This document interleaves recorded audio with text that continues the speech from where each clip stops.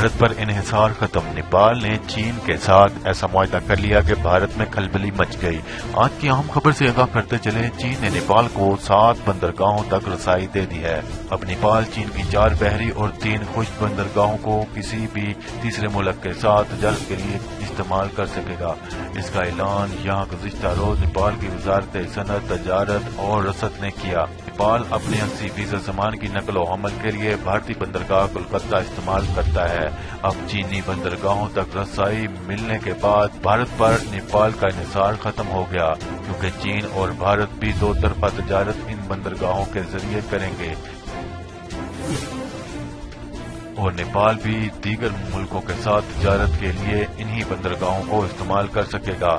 مبصرین کے مطابق نیپال اور چین کے درمیان ان بندرگاہوں کے استعمال کا فیصلہ بہت اہم ہے، جو 4 ستمبر سے کھٹمنڈو میں دونوں ممالک کے اعلیٰ حکام کے درمیان 3 روزہ مذاکرات کے دوران کیا گیا۔ یہ پروٹوکول معاہدہ نیپال کو چین کی 4 بحری اور 3 خشک بندرگاہوں تک رسائی دے دے گا، جس سے بھارت پر نیپال کا انحصار تقریباً ختم ہو جائے گا۔